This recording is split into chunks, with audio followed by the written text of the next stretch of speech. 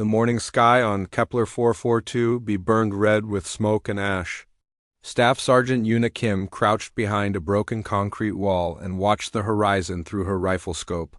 Nothing moved in the wasteland that used to be New Sol Colony. The Drakethul had done their work well. 3 days ago, this place had been home to 50,000 humans. Now, only 200 civilians huddled in the abandoned mining facility behind her. Men, women, and children who had nowhere left to run, Sergeant Kim. Corporal Jinwoo Park crawled up beside her. His heavy plasma cannon was slung across his broad shoulders. The refugees are asking about the rescue ships again, Una lowered her scope. Tell them what I told them yesterday. 72 hours, maybe less. You think the ships will make it in time? Una looked at the fear in Jinwoo's eyes. He was trying to hide it, but she had known him for 3 years. She could read him like a book. They'll make it. We just have to hold this position until they do. It was a lie, and they both knew it. 5 Marines against an entire alien army. But lies were sometimes kinder than truth. Private Minho Lee jogged over from the communications tent. At 19, he was the youngest member of their squad. His face was streaked with dirt and exhaustion. Sergeant, I got through to command. The Drakethul main fleet is moving toward the Centauri system. Looks like they're leaving this sector. Good news for once. Una stood and brushed dust from her uniform. What about local forces? Minho's face fell. 3 scout ships detected. About 50 kilometers out, moving this way, Una nodded. She had expected this. The Drakethul always left a cleanup crew behind. 3 ships meant maybe 30 soldiers. Not impossible odds if they were smart about it. Where are Heiji and Taiyang? Medic Choi is with the civilians, Jinwoo said. Treating some kids who got sick from the water recyclers. Taiyang is on overwatch from the North Tower. And Nari? Private Han is rigging explosives along the main access road. She says she can slow them down, but not stop them. Una walked to the edge of their defensive perimeter. The mining facility sat in a natural valley surrounded by rocky hills. Good defensive terrain, but only one way out. If the Drakethul got past their positions, the civilians would be trapped. She activated her COM unit. All units, this is Sergeant Kim. Sound off. Corporal Park, ready to light them up. Private Lee, communications are green. Private Choi, medical station secure. Lance.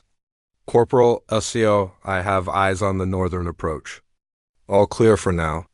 Private Han, boom department reporting. Got some nasty surprises waiting for our guests. Despite everything, Una almost smiled. Her people were scared but holding together. They knew the odds. They knew this was probably their last fight, but they were still making jokes. Listen up, she said into the COM. We all know what we're facing. 3 ships, probably 30 hostiles. Our job is simple. Keep them away from the civilians until the rescue ships arrive. We hold this position. We do not fall back. We do not surrender. Questions, silence on the COM channel. Then Taiyang's voice from the North Tower. Sergeant, what if the rescue ships don't make it in time? Then we die here, Una said simply. But we make sure the civilians have every possible chance to survive. That's what Marines do. More silence. Then Nari's voice, crackling with static from her position on the access road. Well, when you put it that way, sounds like fun, Han out. Una checked her rifle and made sure her sidearm was loaded. 200 rounds of ammunition. Not much. For a last stand, but it would have to be enough. She walked through the refugee camp. Families huddled around small fires, trying to stay warm in the thin mountain air. An old man was teaching children a simple card game. A woman was singing a lullaby to her baby. Normal human things happening in the middle of a war zone. These people trusted her to keep them alive. Some of them had lost everything already. Homes, families, entire communities wiped out by the Drakethul advance. This mining facility was their last hope. Private Heiji Choi looked up from treating a sick child. How long do we have, Sergeant? Not long. Make sure everyone knows where the emergency shelters are. If shooting starts, get them underground and keep them there. Heiji nodded. She was 24 and had been a civilian nurse before the war. The army had trained her as a combat medic, but Yuna could see she still hated violence. Good medics usually did. "Sergeant?" Minho's voice over the comm, urgent now. "Motion detectors are going crazy. Something big is moving toward us from the eastern ridge." Yuna ran to the command tent and looked at the sensor display. The readings made no sense. Whatever was approaching was massive, bigger than any Drakethel vehicle she had ever seen. "Could be a new type of war machine," Jinwoo said, studying the data. "Maybe they brought something special for the cleanup." The motion detector alarm suddenly went silent. The screen showed nothing moving.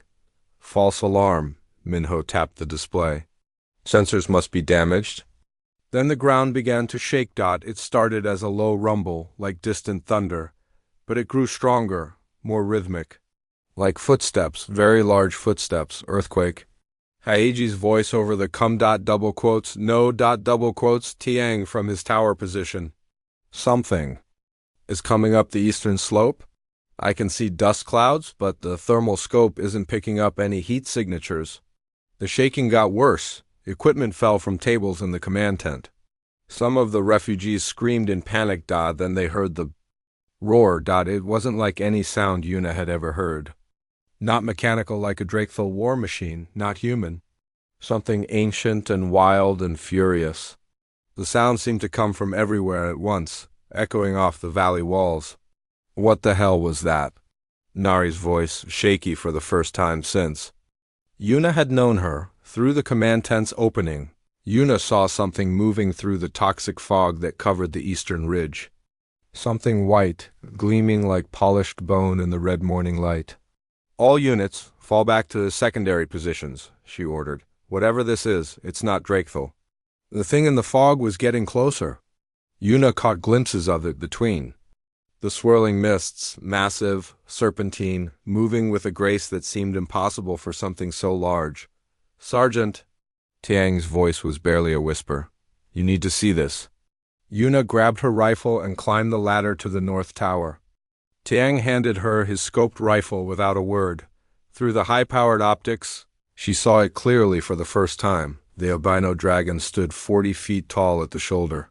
Its scales were pure white, seeming to glow with their own inner light. Massive wings were folded against its back. Its neck was longer than her entire body, ending in a head filled with teeth like curved swords, and its eyes. Ancient, intelligent eyes that seemed to see everything. The dragon looked directly at their position. For a moment that felt like forever. It studied them. Then it opened its mouth and roared again. This time, Yuna felt the sound in her bones. "Positions, everyone." She keyed her comm with steady hands. "We have contact." The albino dragon moved down the eastern slope like death itself. Each step shook the ground. Each breath sent clouds of steam into the cold morning air. Yuna watched through the rifle scope as the massive creature approached their defensive line. "Holy Mother of God," Taiyang whispered beside her in the tower. "What is that thing?" Yuna had heard stories. Every human colony had legends about the dragons. Ancient beings that lived on worlds before humans ever left Earth. Most people thought they were myths. Stories to scare children. The dragon below was very real. "All units, prepare for contact," Yuna said into her comm. "Do not fire until I give the order. We don't know if it's hostile." "Sergeant," Jinwoo's voice crackled through the radio. "That thing is the size of a building. If it's hostile, we're all dead." The dragon stopped at the edge of their outer perimeter. It lowered its massive head and sniffed the air. Its white scales caught the red sunlight and threw it back in brilliant flashes. Along its flanks, Yuna could see deep wounds. Fresh cuts that looked surgical, precise. "It's hurt," she said. "Someone has been cutting on this thing." "Maybe the Drakethel," Taiyang suggested. "They love their experiments." The dragon raised its head and looked directly at their position. Its eyes were like molten gold. Ancient and intelligent and very, very angry. Then it charged. The creature moved faster than anything that large should be able to move. One moment it was 100 meters away. The next, it was crashing through their first defensive line like it was made of paper. "Open fire!" Yuna shouted. Jinwoo's plasma cannon erupted in blue-white fire. The heavy energy bolts struck the dragon's chest and scattered like raindrops. Tiang's sniper rifle cracked again and again. The armor-piercing rounds bounced off the white scales without leaving a mark. The dragon swept its tail in a wide arc.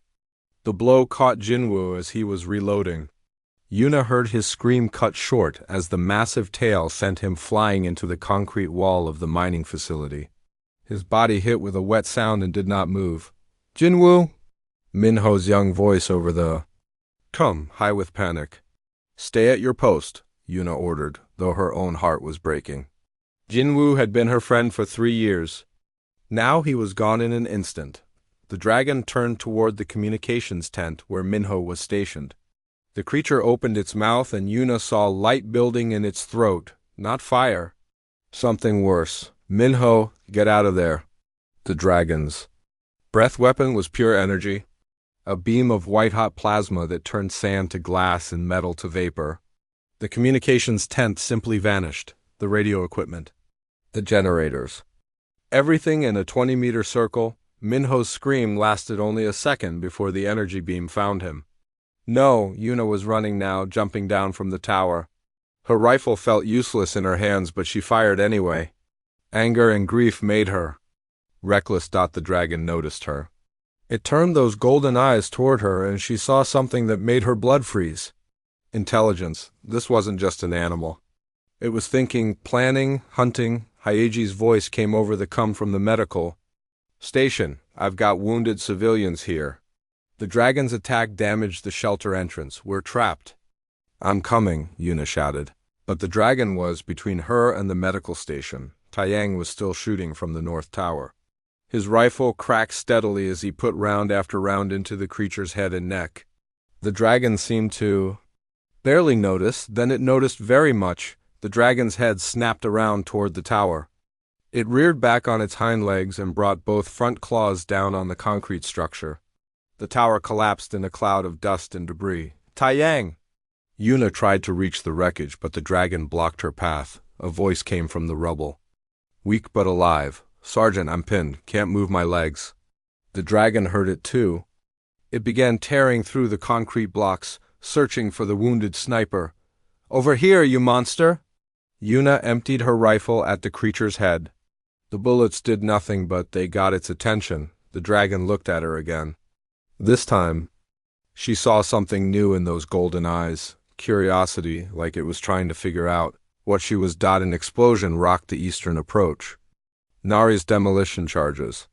The dragon spun around, its massive tail whipping through the air just meters over Yuna's head. "Got your attention, didn't I?" Nari's voice over the come. She sounded breathless but determined. "Come on, ugly." "I got more where that came from." The dragon moved toward the sound of the explosion. Yuna saw her chance and ran for the medical station. She found Heiji trying to move an unconscious woman away from a pile of fallen rocks. "How many wounded?" Yuna asked. 12 civilians, 3 children." The explosion from the dragon's breath weapon brought down part of the roof. Another explosion from the east, bigger this time. Nari was using everything she had. "Keep them as safe as you can," Yuna told Heiji. "I'm going to help Nari." "Sergeant, that thing is going to kill us all." Yuna reloaded her rifle. "Not if I kill." At first, she knew it was impossible. The dragon's scales were harder than military armor. Its size made it nearly unstoppable. But her people were dying, and 200 civilians were counting on her. She ran toward the sound of battle. The dragon had found Nari's position. The demolitions expert was running between rocky outcrops, setting off charges and trying to stay ahead of the creature's claws. Her explosives were having some effect. The dragon's white scales were cracked in a few places. Golden blood seeped from the wounds. "Nari, fall back to the facility." "Can't, Sergeant. This thing is too fast." Nari triggered another explosion directly under the dragon's feet. The blast staggered the creature but also brought down a rock slide. Boulders the size of vehicles tumbled down the slope. Nari tried to run, but a falling rock caught her leg. She went down hard, her demolition pack spilling across the ground. The dragon stood over her, breathing heavily. Its golden blood dripped onto the rocks. It looked down at the small human who had dared to hurt it. Nari looked up at the massive creature without fear. "Go ahead, ugly." "But I took some of your pretty scales with me." The dragon raised one massive claw. "No." Yuna arrived at a dead run and threw herself between Nari and the dragon. The claw came down anyway. Yuna felt the impact drive her to her knees. Pain exploded through her left shoulder where one of the dragon's talons had caught her. But she was alive. She looked up at the dragon in confusion. The creature had pulled back at the last second. Instead of killing her, it had barely wounded her. The dragon stared down at her with those intelligent golden eyes. Its head tilted slightly to one side. Like it was confused. Behind the dragon, she could hear Taiyang calling weakly from the tower rubble. In the medical station, wounded civilians were crying. The last of her people were dying, and she could do nothing to save them, but the dragon was hesitating. For some reason, it had stopped killing. Yuna got slowly to her feet. Her shoulder burned with pain, but she ignored it. She dropped her empty rifle and stepped closer to the massive creature. "What are you?" she asked quietly. "What do you want?" The dragon's golden eyes seemed to focus on her more intently.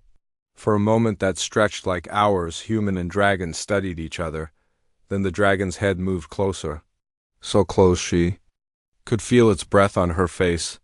So close she could see her own reflection in its ancient eyes. The dragon made a sound. Not a roar this time, something softer. Almost like a question, like it was asking the same thing she was, "What do you want?" But neither of them had an answer, at least not yet. Yuna stood perfectly still as the albino dragon studied her. The creature's massive head was so close she could see the scars on its white scales, old wounds that had healed badly, new cuts that were still bleeding golden blood. Someone had hurt this creature badly and repeatedly. "Easy," she whispered, the same tone she had used with her dying soldiers. "I'm not going to hurt you." The dragon's golden eyes widened slightly. It pulled its head back a few inches but didn't move away. Behind those ancient eyes, Yuna could see something that surprised her. Pain, not physical pain from the wounds on its body. Emotional pain. The kind that came from being alone for too long. She had seen that same look in the mirror after bad missions, when good people died and there was nothing she could do to save them. "You're hurt," she said softly. "Who did this to you?" The dragon made that soft sound again, almost like a whimper. Then something impossible happened. Images flooded into Yuna's mind.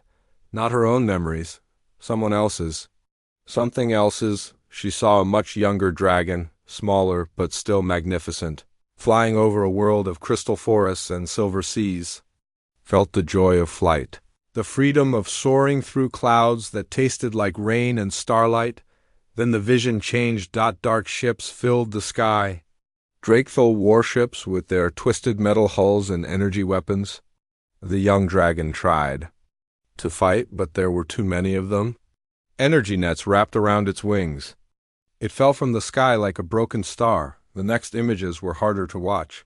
Laboratory chambers deep underground. Scientists in protective suits cutting into the dragon's flesh while it was still conscious. Needles pumping chemicals into its bloodstream. Machines attached to its skull, measuring its brain activity. Yuna felt the dragon's confusion and terror as if they were her own emotions. It didn't understand why these creatures were hurting it. It had done nothing wrong. It just wanted to fly free again, but the worst part was the loneliness. Years turned into decades. Decades turned into centuries. The dragon was kept in a dark cell, brought out only for more experiments and tests. No contact with its own kind. No kindness from its captors. Nothing but pain and isolation. The visions faded and Yuna found herself on her knees, tears streaming down her face. She looked up at the dragon and saw that it was watching her reaction carefully. "I'm sorry," she whispered. "I'm so sorry they did that to you." The dragon's expression changed. The wariness in its eyes softened into something that might have been surprise. When was the last time someone had apologized to it? When was the last time someone had cared about its pain? Yuna got slowly to her feet. Her wounded shoulder throbbed, but she ignored it. She walked closer to the dragon, moving. Carefully but without fear. You escaped from them, didn't you? She said, that's why you have fresh wounds. You broke free. The dragon lowered its massive head until it was at her eye level. This close, she could see that its scales weren't pure white. They had patterns in them like frost on a window. Beautiful and complex. More images flowed between them. The dragon, breaking free from its prison 3 days ago, fighting through corridors full of Drakethal guards, smashing through the walls of the research facility and taking flight for the first time in centuries. But freedom had come with a price. The Drakethal had implanted control devices in its brain, pain generators that could be triggered remotely. Even now, Yuna could see small metal objects embedded behind the dragon's skull, blinking with red lights. They can hurt you even when you're free, she said. That's why you attacked us. You can't control it.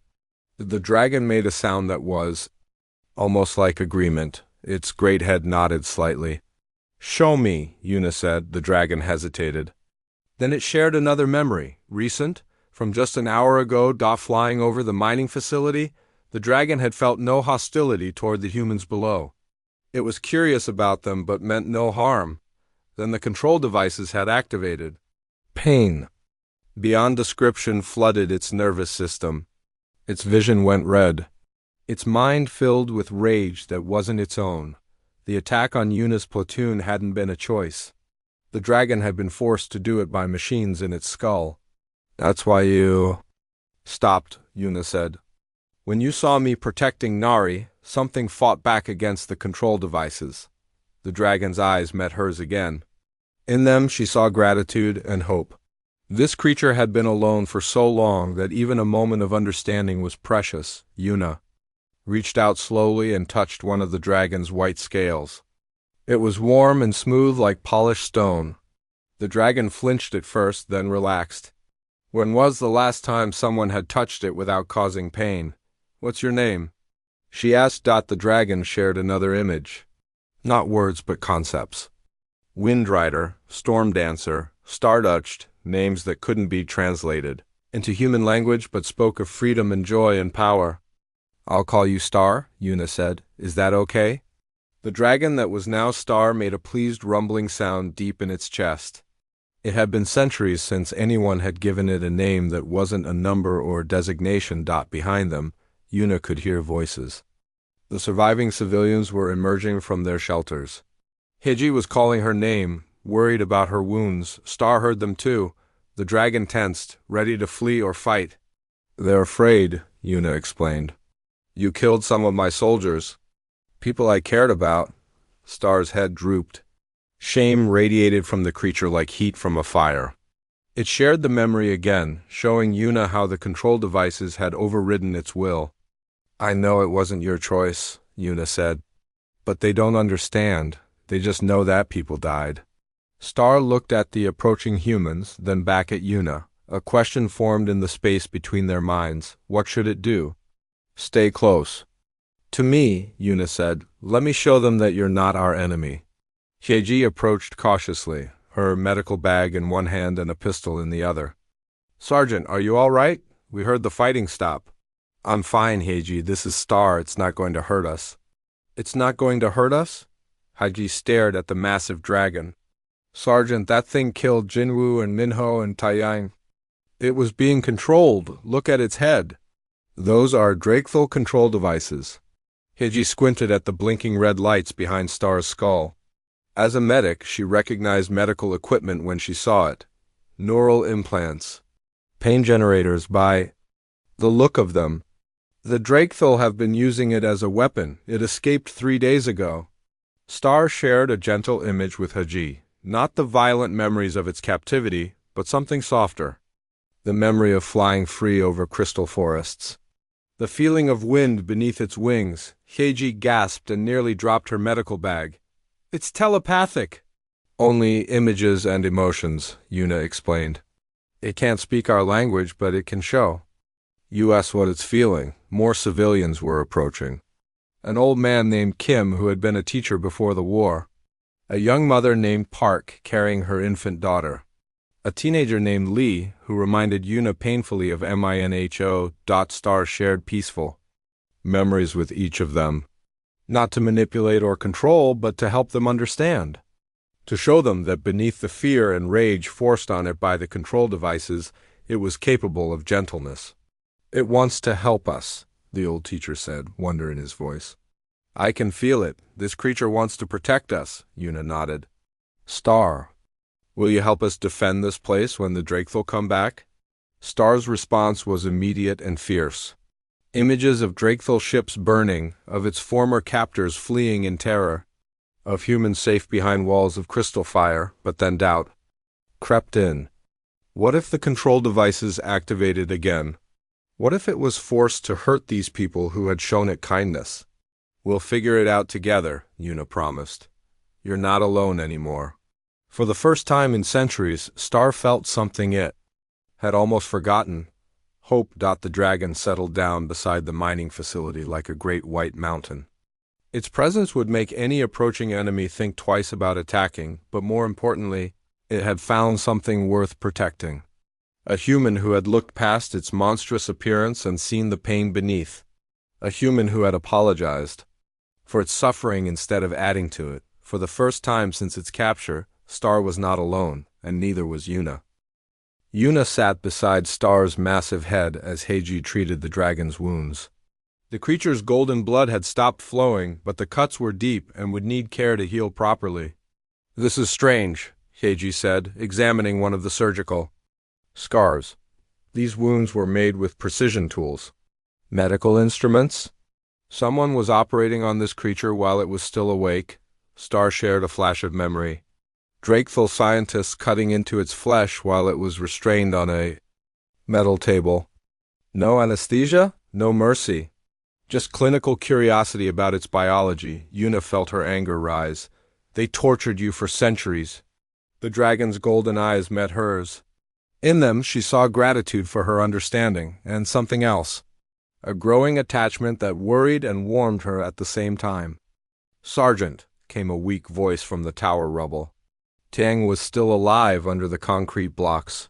"Help me move these rocks," Yuna called to the civilians. Star understood immediately. The dragon carefully pushed aside the larger pieces of debris with its claws. Its movements were precise despite its massive size. Soon they had cleared enough space to pull Taiyang free. The sniper's legs were badly injured, but he was conscious. "Did I miss something?" he asked, looking up at the dragon standing over him. "Last time I checked, we were fighting this thing." "It's a long story," Yuna said. "Can you walk?" "Not anytime soon. But I can still shoot if you need me to." Star lowered its head near Taiyang. The dragon shared a gentle memory of healing springs on its homeworld. Cool water that could mend any wound. "It's apologizing," Taiyang said, wonder in his voice. "I can feel it. This creature is sorry for hurting me." Over the next few hours, Star began to integrate with the human survivors. The dragon's telepathic abilities let it communicate basic concepts and emotions. More importantly, it could sense when people were in distress. When the infant Park started crying from hunger, Star shared soothing images until the baby calmed down. When old man Kim worried about his heart medication running out, the dragon projected feelings of peace and health. But it was Yuna that Star watched most carefully. The dragon seemed fascinated by her protective instincts. How she checked on every person in the camp. How she made sure the children had enough food even if it meant she went hungry. How she carried emotional burdens that were too heavy for one person. "You're studying me," Yuna said during one of their quiet moments together. Star projected an image of a mother dragon protecting her young. The concept was complex but clear. Star had never seen parental care among humans before. The dragon's own kind had been wiped out before it could have children of its own. "They're not my children," Yuna said. "They're civilians I'm sworn to protect." Star shared another image, this time of Yuna comforting Minho after his first battle. The way she had held the young soldier while he cried. The way she had told him he was brave even when he felt afraid. That's different, Yuna protested. But she knew Star was right. She did care for her soldiers like they were family. And now she was doing the same thing with these refugees.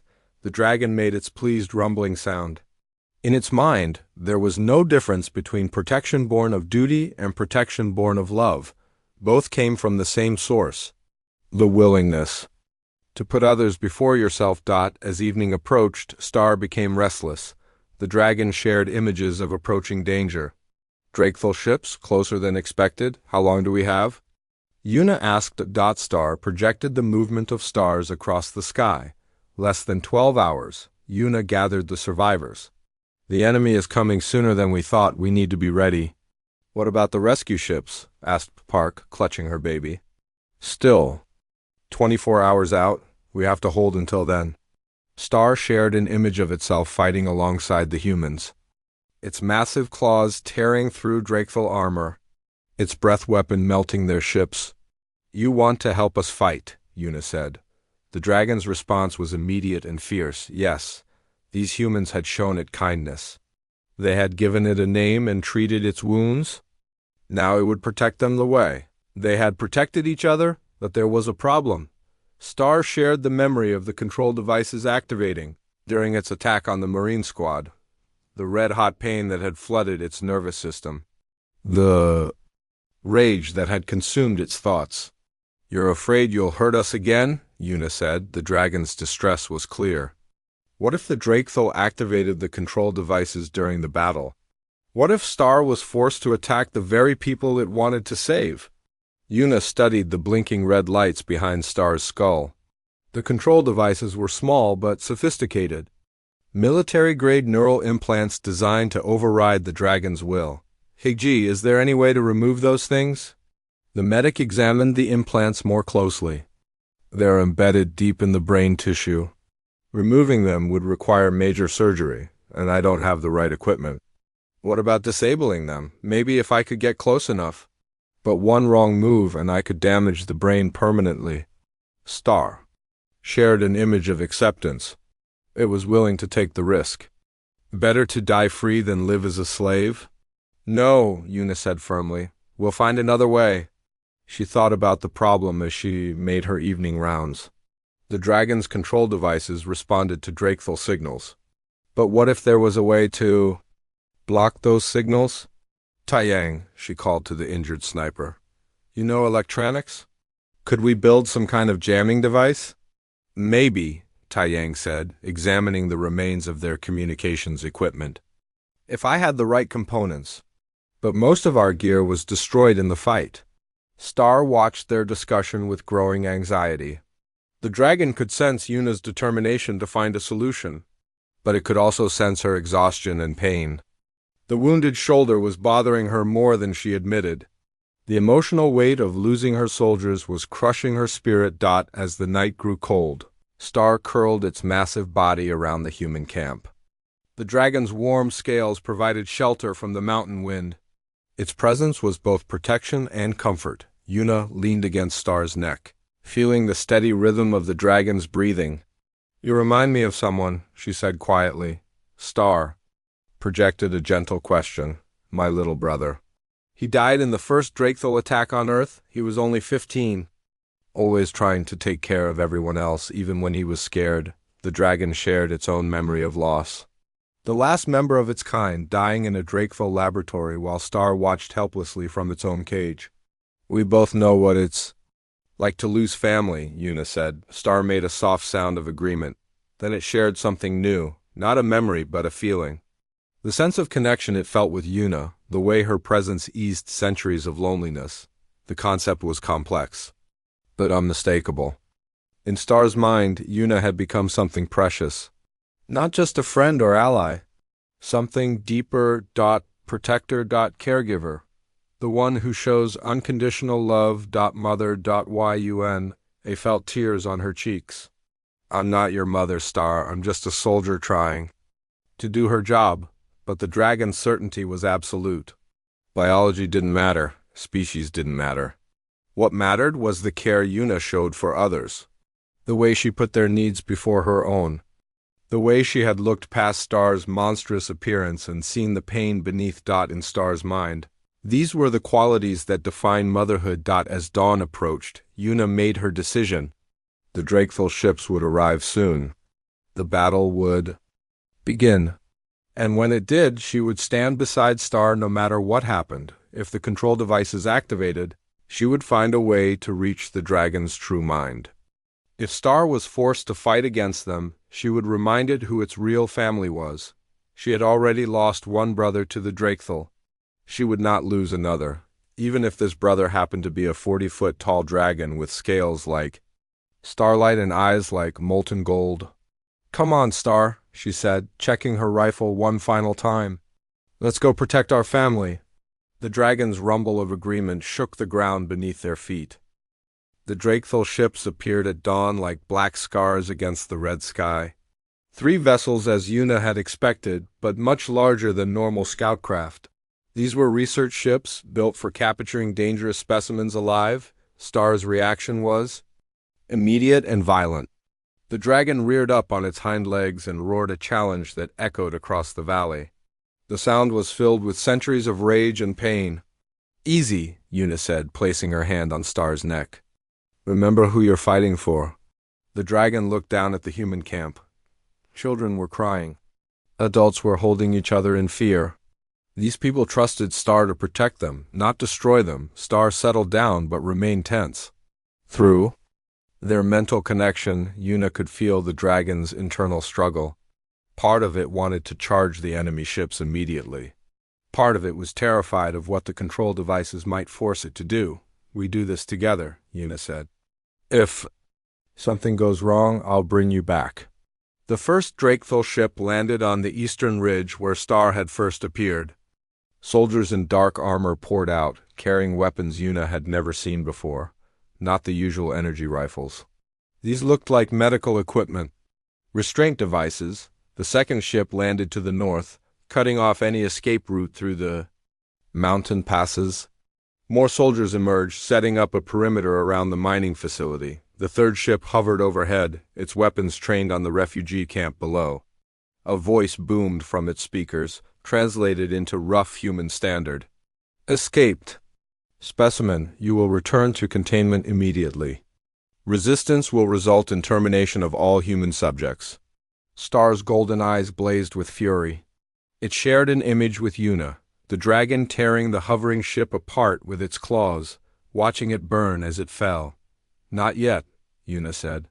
"They're too close to the civilians. We need to draw them away first." She activated her comm unit and spoke to the surviving refugees. "Everyone into the deep shelters. Stay underground, no matter what you hear. Yeji, take care of Taiyang and make sure nobody comes up until I give the all clear." "What about you?" Yeji asked. "Star and I are going to have a conversation with our visitors." Yuna climbed onto Star's back, settling herself between the dragon's shoulder blades. The white scales were warm beneath her and textured like polished stone. She had never ridden anything larger than a horse.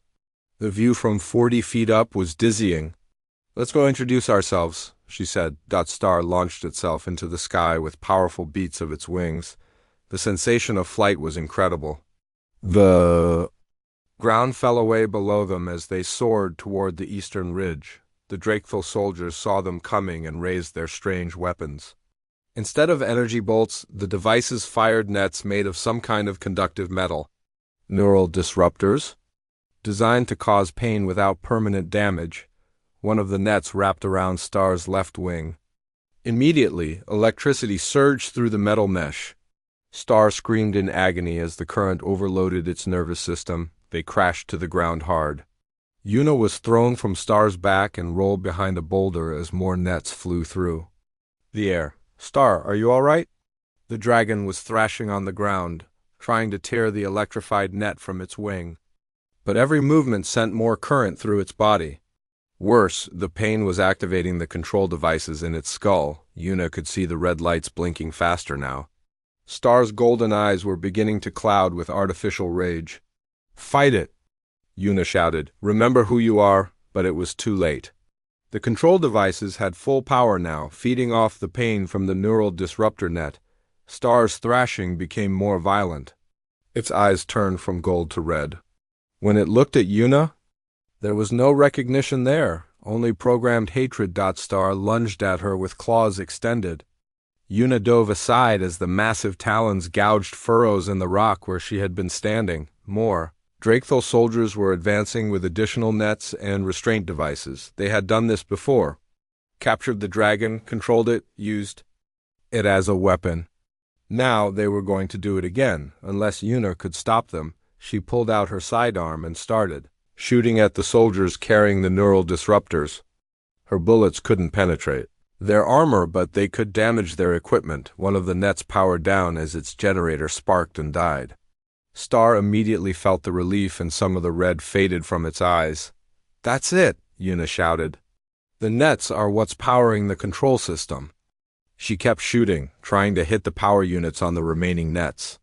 But there were too many soldiers and not enough ammunition. Star was fighting the control programming but losing.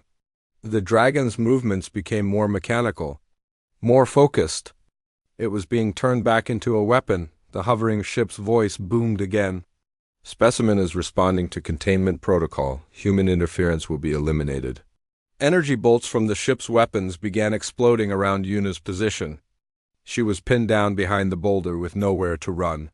Then she heard Hyeji's voice over the comm. "Sergeant, I found something in the medical supplies. Neural stimulants. If I could get them into the dragon's bloodstream, they might counteract the control devices." "How would you get close enough?" "You'd have to create a distraction." "Make." The dragon holds still for a few seconds. Yuna looked at Star, now fully under enemy control and advancing toward her hiding spot. The dragon's claws scraped against stone as it searched for her. "Star," she called out, "I know you can hear me.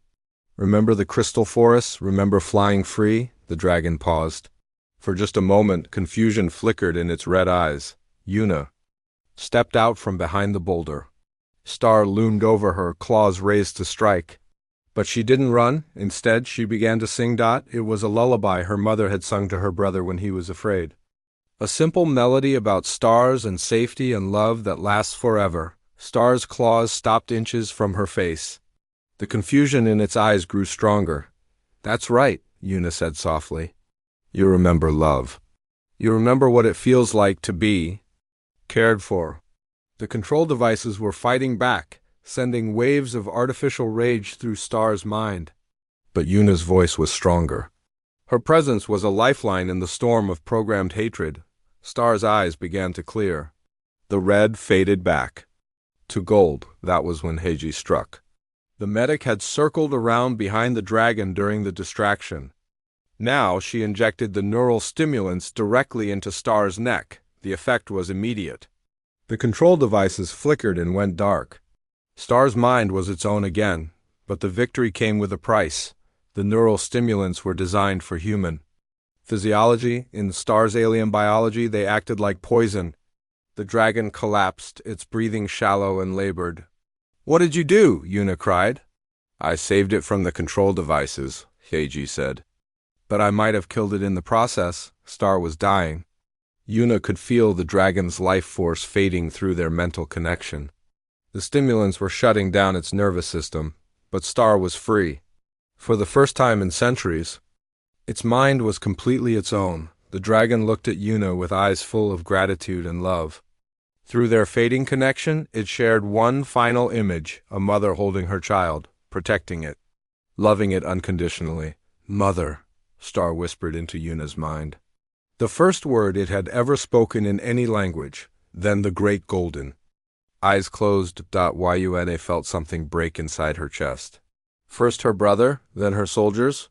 Now Star, everyone she cared about died while she watched helplessly. The Drakethal soldiers were advancing again, their weapons raised, without Star to protect them. The human refugees were defenseless, but they had forgotten something important. Yuna Kim was still alive. And she was very, very angry. She picked up Star's limp head and pressed her forehead against the dragon's scales. "I won't let them take you again," she whispered. "I won't let them hurt our family." Something impossible happened. the mental connection between them, which should have died with Star, suddenly blazed back to life. But this time, Yuna wasn't just receiving the dragon's thoughts and memories, she was sharing her own, her determination. Her love for the people she protected, her absolute refusal to let evil win. Star's eyes opened. Still gold, but now they burned with Yuna's fierce protective spirit as well as the dragon's ancient power. The dragon rose to its feet, moving with new purpose. The neural stimulants were still in its system, but Yuna's will was keeping it alive. Together, they turned to face the advancing Drakethil soldiers. The real battle was about to begin. The neural connection between Yuna and Star burned like fire in her skull. Every sensation the dragon felt, she felt too. Every movement it made, she guided with her own will.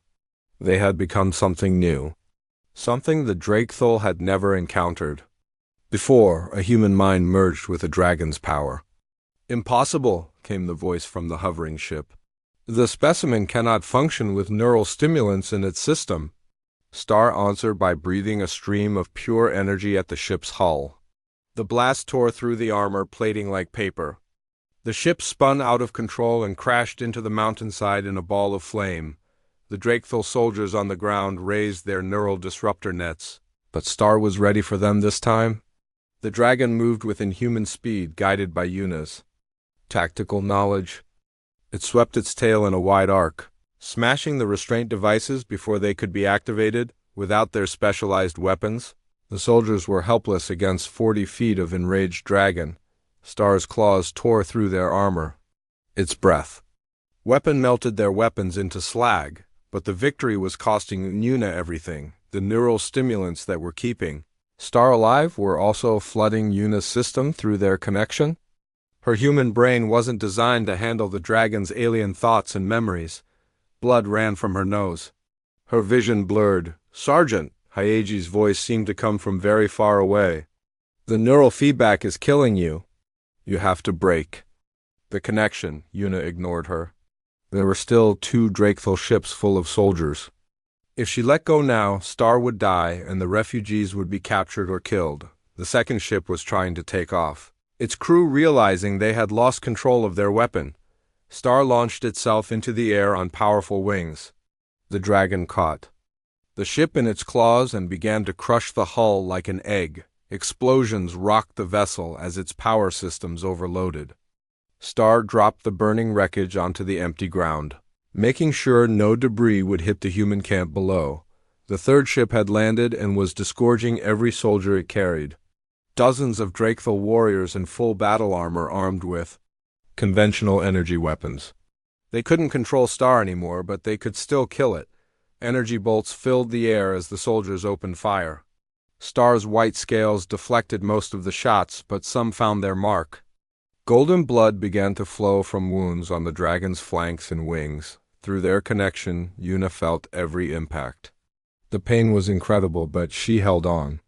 Star needed her strength to keep fighting. The dragon landed among the enemy soldiers and began its deadly work. Claws and teeth and breath weapon carved through their ranks.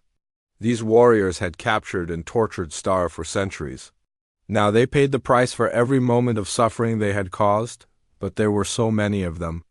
And each wound Star took weakened Yuna further. "Please," Hyeji begged. "You're dying. Let me try to break the connection." "No," Yuna gasped. "Not until they're all gone? Not until the refugees are safe." The last group of soldiers had taken cover behind their grounded ship and were firing everything they had at Star. The dragon's left wing was badly damaged now. It couldn't fly anymore. Star charged the ship on foot, using its massive body as a battering ram. The hull crumpled under the impact. Secondary explosions began to rock the vessel as its fuel lines ruptured. "Get back!" Yuna tried to warn Star through their connection. The ship was going to explode, but the neural stimulants were finally winning. Star's movements were becoming sluggish. The dragon's great heart was struggling to pump the poisoned blood through its system. The ship exploded in a fireball that lit up the entire valley. Star was thrown backward by the blast, its white scales blackened with soot and burns. The dragon tried to get up but couldn't. The neural stimulants had done their work.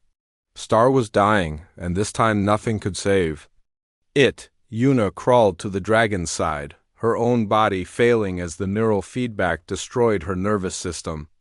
She placed her hand on Star's massive head, feeling the shallow breathing that grew weaker with each passing moment. "We won," she whispered. "They're all gone. The refugees are safe." Star's golden eyes focused on her with tremendous effort. Through their fading connection, the dragon shared one final memory, not from its own past, but from Yuna's. The image of her holding young Minho after his first battle, comforting him like a mother would comfort a frightened child. The same gentleness she had shown Star when she first touched its wounded scales in the dragon's alien mind. That memory had become something sacred. The moment when a broken weapon had remembered what it meant to be loved, Star's thoughts formed words in the space between their minds. Not in human language or dragon speech, but in the pure language of emotion. "Thank you, Mother." The great golden eyes closed for the last time. Yuna felt the neural connection snap like a broken wire. The sudden absence of Star's presence in her mind was more painful than any physical wound. Half of her soul had just been torn away. She could hear people calling her name. Heiji and Taiyang and the refugees emerging from their shelters. But their voices seemed distant and unimportant. Star was gone. Her strange, wonderful, impossible child was gone. Yuna pressed her face against the dragon's still warm scales and wept for Star, for her soldiers, for her brother, for everyone she had failed to save over the years. "Sergeant." Heiji knelt beside her, medical scanner in hand. "Your neural pathways are severely damaged. I need to get you to a proper medical facility." "How long?" Yuna asked. Heiji's silence was answer enough. "The rescue ships will be here in 6 hours, Taiyang said from where he sat propped against some rocks. His voice was gentle. "The refugees will make it home," Yuna nodded. That was all that mattered. The mission was complete. She spent her last hours telling stories about Star to the children in the refugee camp. How the dragon had been brave and kind and protective. How it had saved them all even though it cost everything. "Will we see it again?" asked little Mina, the youngest refugee at only 5 years old. "I don't know," Yuna said honestly. "But I think Star would want us to remember the good things. How it protected us. How it chose love over anger, even after everything that happened to it." The child nodded solemnly and placed a small flower on Star's motionless claw. The sun set over the mining facility. More flowers appeared. The refugees, one by one, brought whatever small tokens they could find. Colored stones, pieces of metal twisted into shapes, scraps of cloth tied into ribbons. They were building a memorial for the dragon that had died to save them. When the rescue ships finally arrived, they found an impossible scene. The wreckage of 3 Drakethal vessels scattered across the valley. 200 human refugees alive and unharmed.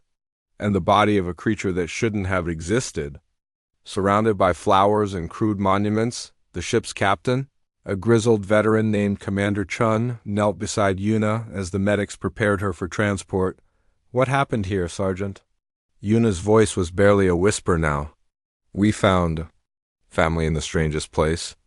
And family protects family, no matter the cost." She died peacefully in the medical bay as the rescue ship carried the refugees to safety. Her last words were about Star and how proud she was of the dragon's courage. The refugees told their story. When they reached the human colonies, most people didn't believe them at first. Dragons were myths, fairy tales, but the evidence was undeniable. The wreckage, the battlefield, the body of a creature 40 feet long with scales like starlight. Scientists came to study Star's remains. They learned about Drakethal biological weapons programs, about the torture and experimentation that had created a living instrument of war, but they also learned something else. In the dragon's brain, they found neural pathways that had been changed by its connection with Yuna, patterns that showed love and sacrifice, and the willingness to protect others. The dragon had died free. Not as a weapon, but as a guardian. They buried Yuna and Star together in the valley where they had fought their last battle. The memorial became a shrine that refugees from across the sector came to visit.